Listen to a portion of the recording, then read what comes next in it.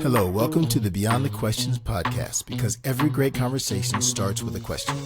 We're having real conversations about life with life coaches, and we are anticipating another great episode.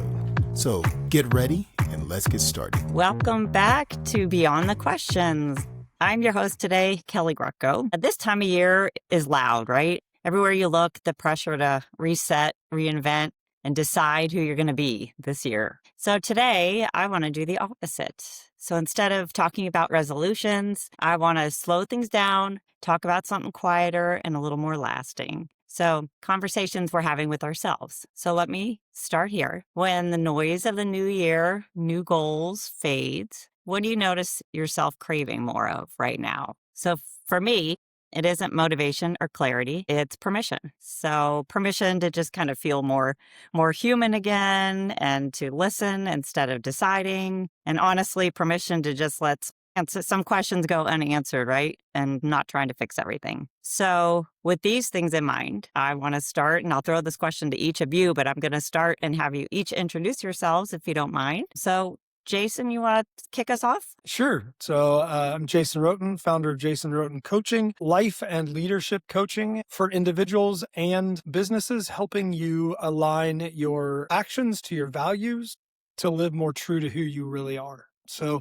that's what I'm all about. I think, what am I craving right now? I've been wrestling with this, and my answer is not quite as clean and polished as yours is, Kellie, but I think for me right now, I'm craving the right pace. And that's super vague, but I'm a pretty hard pusher.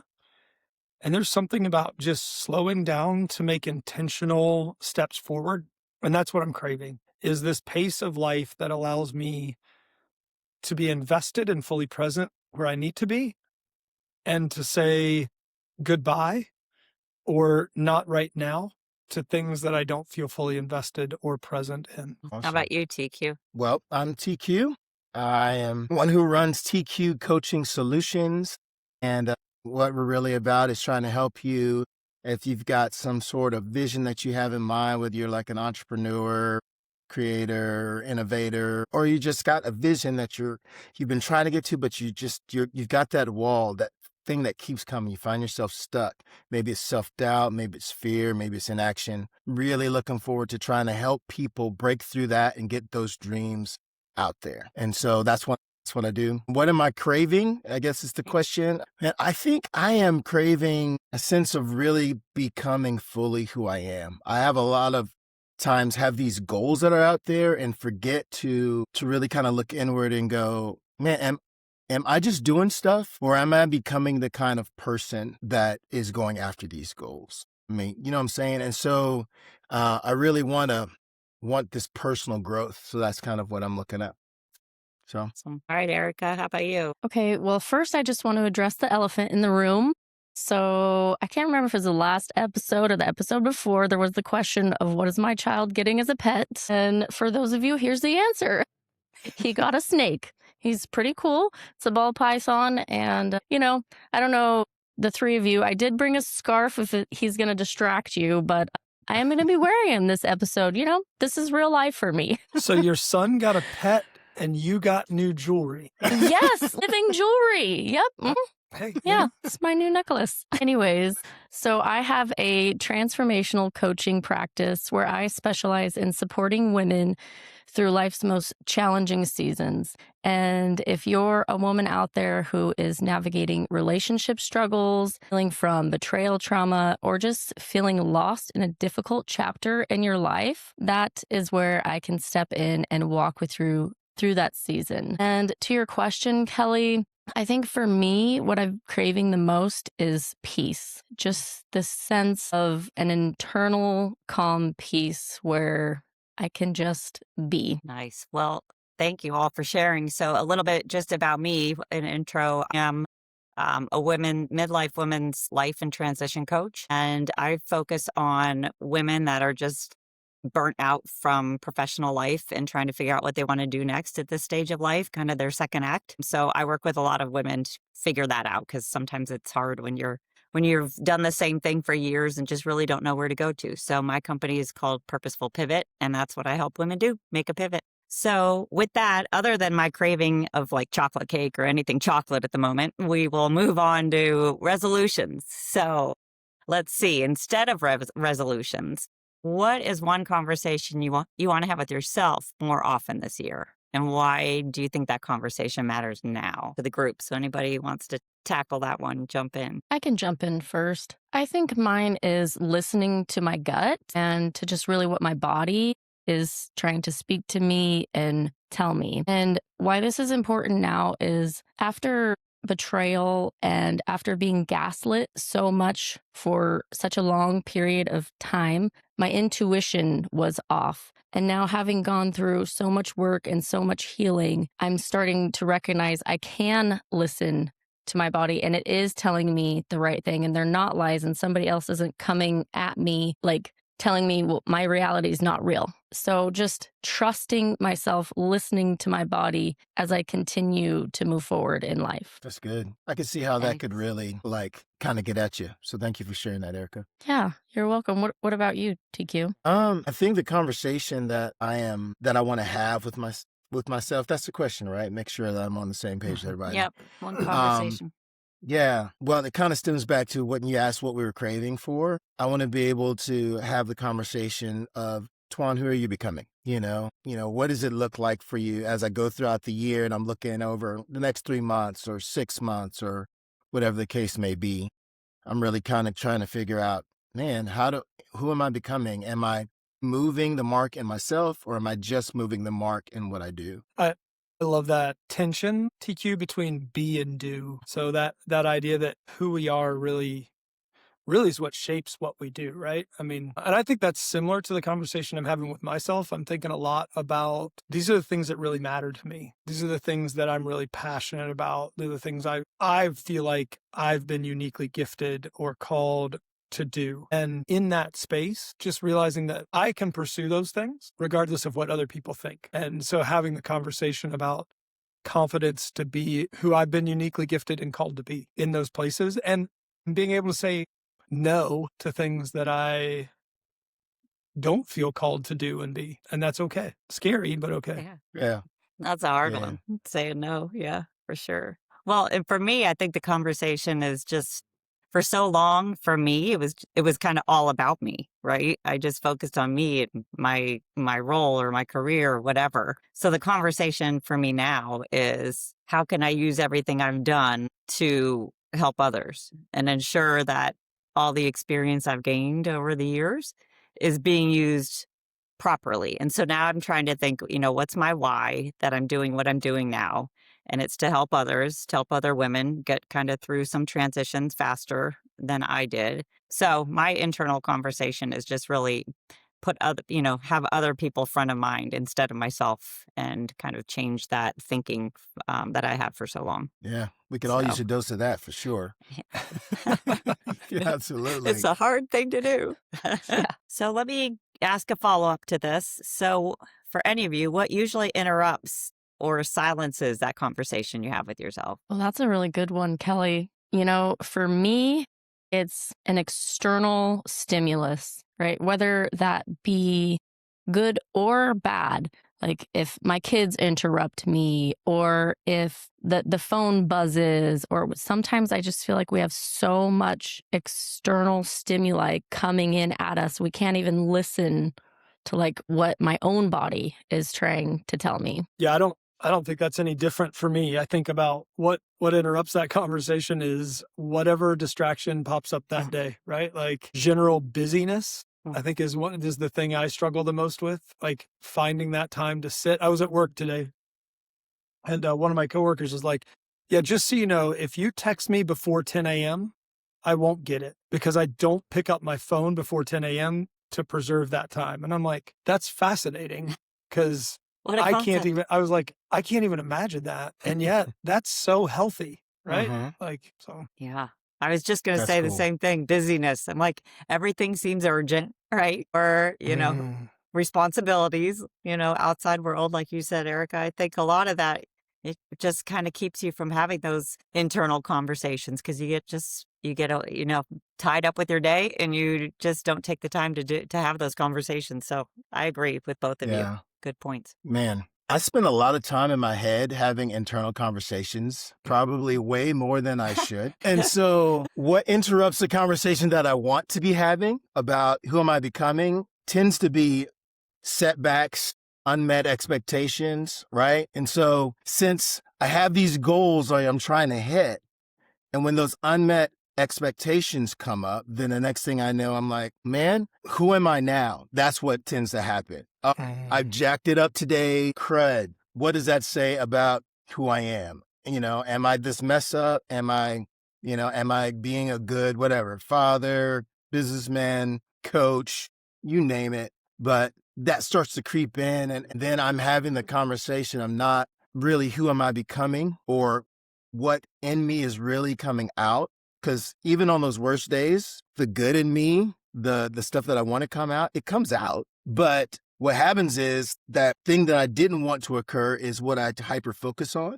And the next thing you know, I'm like, man, I'm the worst, whatever you can think of. Why did I even get up today? Kind of thing. You know what I mean? Yeah. And so that's what interrupts the conversation I want to have. It's interrupted by another unwanted internal conversation. Yeah. So that's like the brain protecting you, right? The brain always goes to the thing that protects you, the thing that's kind of the negative. The brain tends to go there. So yeah, those conversations, you really have to be purposeful to keep them positive. But we all go down that rabbit hole for sure. Yeah.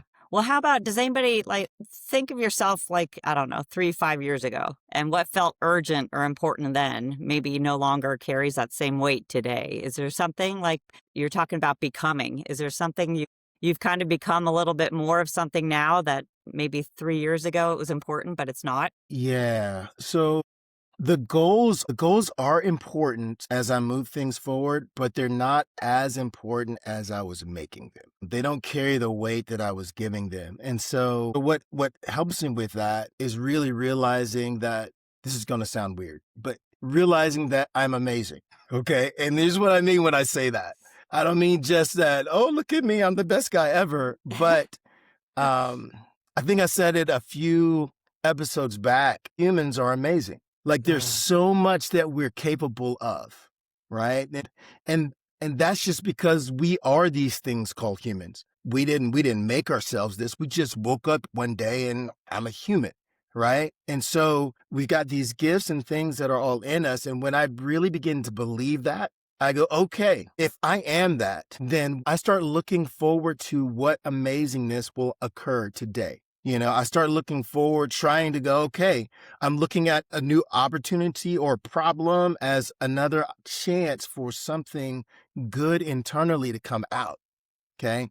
And so I want to live there. I wish I could say I do that a lot. I don't. And I'm really working towards, this is kind of in the new year, what conversation we're hoping to have. I want to have more of the, wow, look at what happened there. When this thing occurred, this is how that went. So, yeah, that's how I want to be able to look at that. So what about for those of us who aren't Stuart Smalley, who look in the mirror and say, Right. doggone, I'm good enough and people like me? That's just not who I am. And so if I were to look in the mirror every day and be like, I'm amazing, I would just laugh myself out of the bathroom because it's just not who and it's been one of those things. And this just hit me last week. I was in a session in a networking group, and we do a little bit of education, and there's a counselor who leads the education piece. And her statement was, talk to yourself like you talk to everybody else. And it was the first time that rah cheerleader ever became real to me. Because I'm not going to walk into another room and be like, you're amazing. Everybody's going to be like, who are you and what happened to Jason, right? But I am going to affirm the good things in you. I'll affirm the things I see in you, but it's going to be in my voice. And so I think so often we try to talk to ourselves and it's not true to who we are. And so for you, TQ, to use the word, I'm amazing. That's you. That's how you see people. That's Right. how you talk to other people. But I think figuring out how do people, they're doing a great job or they're awesome human beings. And then what if I turn that same conversation inward to myself, and that voice sounds the same. And that becomes palatable to me. That becomes something I can truly internalize and move forward in. Yeah. I agree with that wholeheartedly. That Yeah. that voice that, and I think as coaches, we have this kind of, we look at people and we with encouragement and we want to help them along and with hope, and being able to turn that, however, like you said, whatever voice you have, turn that towards yourself is really important. And that's what I'm trying to work on as well. That's good. Yeah. That's awesome. I know I always talk to people when I'm in a session and they say something like now, and they say something negative about themselves. I'll say, now, would you say that to your friend? If you were looking at your friend and having the same conversation, is that how you would guide them? And I'm like, well, why can't you guide yourself like you would your best friend? Like, we're just hard on Right. ourselves. So that was awesome, Jason. Yeah, I think for me, 3 years ago, which seems like so long ago, but really wasn't. That's when I was all about proving myself, and, things that were important back then just aren't as important to me anymore. I don't know. I just have a different perspective. And I think as you age, maybe things just shift and your priorities shift and your perspective shifts. But before it was all, it was all about career, climbing a ladder, proving yourself, myself, all of that. And then I just gradually kind of through introspection and just looking at, where I am at this stage of life, I'm like, it just doesn't align anymore. I mean, I don't know when that happened, but just maybe slowly, it just doesn't align with who I am or who I want to be. And I feel like now I'm growing more than ever. Like, I thought I was growing and doing great, when I was at the height of my career, but really I'm growing more now. And it's because I've totally changed the way I look at things. So I think, 3 years ago for me seems like a long time ago.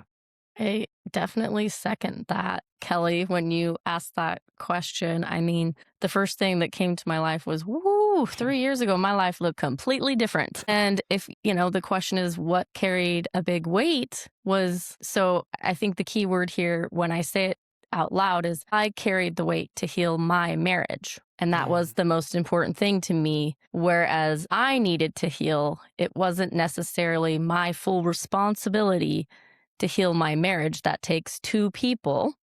Right. And just as I look back, as I was trying to work to heal myself, I was also just like so focused. Well, no, my marriage has to work. Like, we can get through this, while looking back, it takes two people to make choices. And so it's just such an interesting, you put that 3-year perspective on it. And 3 years ago, I mean, I was like diving in, doing all of the things. I was leading the healing. He was firing everybody I hired. Like, it's just so eye-opening to see when you do look back at that, just trying to look back at it in a good frame, right? And then see how far I've come from there. And two, like you said, like honoring that healing growth that I've gone through. And now I'm able to talk about it. 3 years ago, I would just be bawling trying to even talk about it. Amazing what can happen in 3 years, right? Everybody Ugh. thinks, oh, it's so far in the future, but it's amazing what you can get done and how you change your perspective. So thanks for that. Yeah. Yeah, you're welcome. Yeah. Ericka, I just realized the snake is gone. I'm concerned for you. Where is the snake? It's not gone. Okay, Oh all my right. gosh. He was just moving around a lot, so I put him on my lap. I was like, he is gone. Where I did he thought he go? was- I'm terrified. All of a sudden, I lost track of where I was 3 years ago, and I could just think about there's a missing snake on this podcast. No missing snake, I promise you. You didn't hear a word she said, did you, Jason? You're looking really I was funny. She started talking. I'm like, wait, where'd the snake go? Oh my gosh. Oh, Not where's goodness. Waldo? Where'd the snake go? We got a whole game. We got a game we could do on this podcast. Oh my Oh my gosh. goodness. Too funny. Go ahead. Yeah, Kelly, I do think somebody asked me. I sit in a lot of meetings, I feel like lately, but we were in one, and somebody's like, it was 5 years ago. That recognition. So 5 years ago, I lived in a different city. That was 2 jobs ago. My kids were at a totally different stage in life. I was still getting my master's degree. I feel like in 5 years, I'm in a different place all around. And some of that's been really good. Some of that's been really hard. But I think my realization in that is how fast time moves. We get so stuck in the failure of today or the struggle of today, and we don't look back and say, wow, this is what I've achieved, or where I've come, or who I've become in the last 3 to 5 years. And when you look at that time frame, and I'm sure that'd be true for each and every one of us, if you'd start looking at okay, what have you really done? Or how have you grown personally in your relationships, in your work, in your families? Man, it's amazing how much changes in 5 years or 3 years. You pick your time frame. Yeah. It was just a fascinating realization to me as I was like, so this is who I was 5 years ago. I have none of those Yeah. things now. I know we don't take the So, time to look back sometimes. We're always so in our day to day and not what we don't get done or what we're not accomplishing that, looking back is such a reality check. I had a friend that texted me a couple weeks ago and she's like, and this was just unsolicited text that just said, I am just so proud. I keep seeing all the work that you're doing and it's paying off and I'm so proud of you. And I was just uh-huh. like, wow, I didn't see all the work I was doing because I was in it, Mhm. So it took Yeah. somebody else to see it to make me actually look at it. So yeah, I think that's valuable. And I think that's a key part of it is that it takes somebody else. Mm-hmm. I learned this lesson in Minnesota. I was the high school ministry director. She was the middle school ministry director. I get very frustrated when the ball doesn't move. At least I did.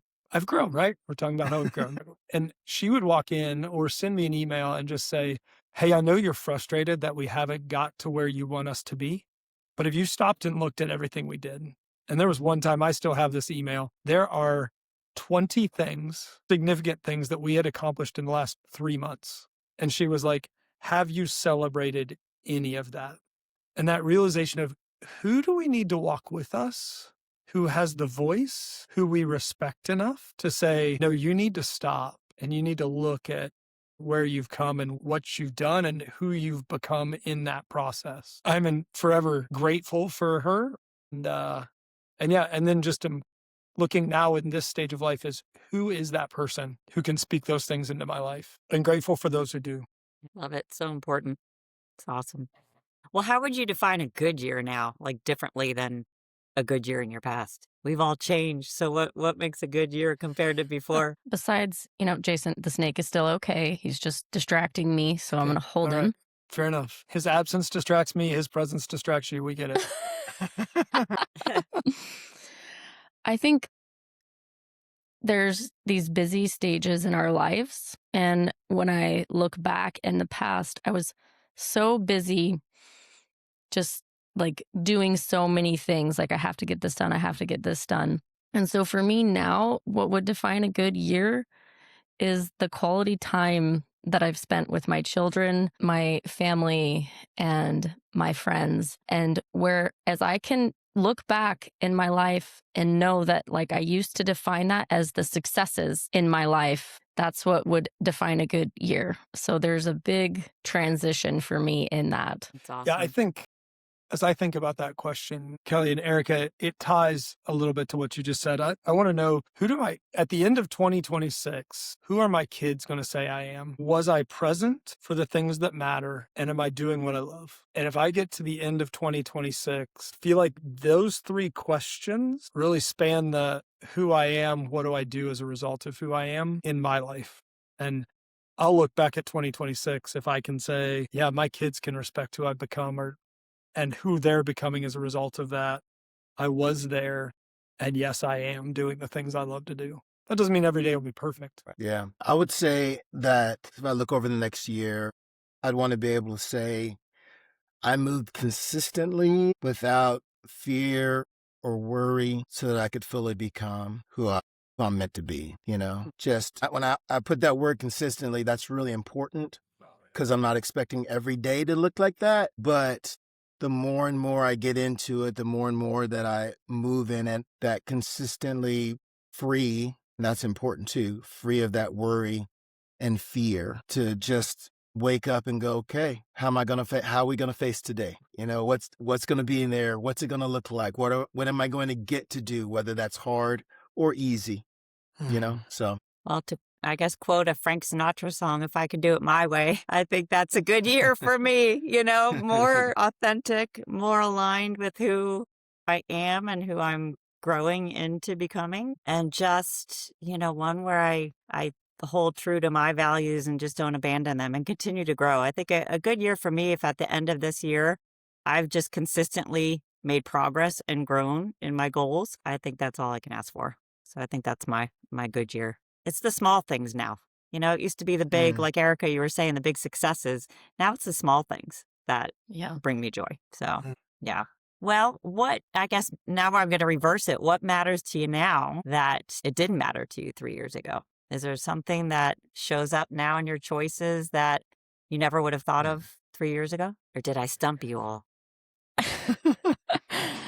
I think a kind of a, which is a different pace, but not necessarily. What comes to my mind is homeschooling. 3 years ago, I wasn't thinking about homeschooling my kids. And now, I mean, that definitely shows up in everyday choices. I mean, I have to get school done. And while I do think that, sure, like reading, writing, these kinds of general education, right, those have to be done consistently. While what I'm noticing more and more is how much I get to be that main influence in their lives. I'm the one who's teaching them the values and beliefs that I align with instead of the world teaching them. So that's a big difference, and it does show up every day. But yeah, it's not easy, Jason. No. Some days are really, really hard. Thanks. I mean, they're little humans too. Yeah. Yeah, my wife's a professional educator, and we decided a long time ago that was never in the cards for us. Love my kids, but somebody else can educate them. I don't know if this fully answers your question, Kellie, so I'll take a stab at it. Mm. You can ask me to come back to it if you want. But I think one of the things I'm realizing, and this gets a little bit below the surface, but I prided myself in achievement at all costs. So I didn't really care if you liked me. We got the job done. We hit the goal. We hit it faster and harder and higher than anybody expected us to. And I think I've come to realize that doesn't matter near as much as how you show up for the people on your team or the people around you. And so I think in the last year in particular, I have leaned into empathy combined with curiosity about others. Whereas before I was always proud of the personality assessments that said empathy was at the bottom for me. But I think I've discovered this thing that I was just lying to myself. There's a huge part of me that enjoys sitting and being and learning and feeling what others are feeling as we walk through life together. And so it's been a huge growth point for me over the last year to 18 months. Yeah, just kind of realizing I feel a little more vulnerable. Maybe I like that, maybe I don't. But watching this grow, I think has changed how others view me and changed how I view myself too. So it's been healthy. I was going to go along Yeah. those lines. I was going to say just what matters now is how things feel and not how they look. Before, for me, it was all about how does it look? What awards were you getting or what successes were you having? That same kind of thing. And now I think it's more emotional energy than external validation, really. And I don't know, it shows up in small things. Like before I commit to something, I might take a pause before just saying yes, or I protect my boundaries more than before because it's more important now than before. I didn't have boundaries. I'm like, all right, you got to get it done. I'll get it done. And now it's just kind of taking time to sit back, think, is it the right energy? Is it aligned with who I want to be?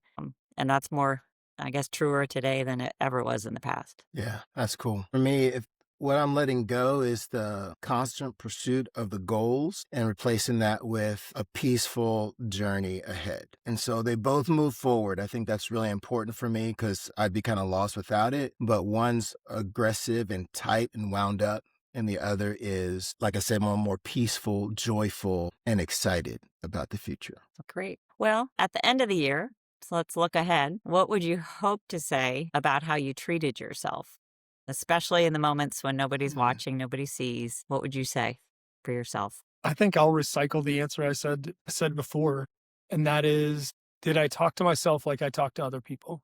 Did I treat myself with the same respect I treat coworkers and friends with? And if I can say yes to that, then I'm excited about what happens in 2026. I'm going to put a name to how I would treat myself, and I would treat myself like my wife treats me. My Nice. wife is absolutely amazing, and she is there for the ride. She's there to help.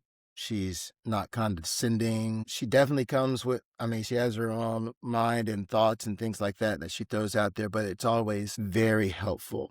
And so I think in this last year of transition for me, seeing that come out is really good. And if I could treat myself the way my wife treats me, I'd be doing really well. Nice. That's Yeah. nice. I hope she listens to this podcast and hears that. Right? Yes.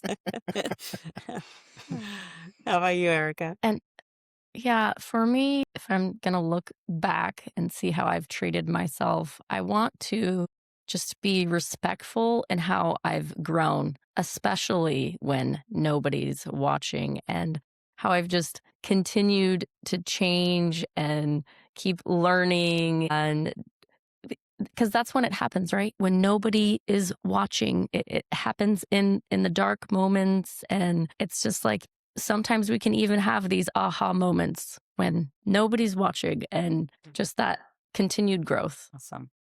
Yeah, and I would say I want to treat myself with forgiveness of making mistakes, of learning things slowly, and just, give myself the permission to learn new things and take my time and do it right. And if I mess something up, so what? Nobody knows but me. So it's all about kind of forgiving for the things I don't know and learning and hopefully growing by the end of the year.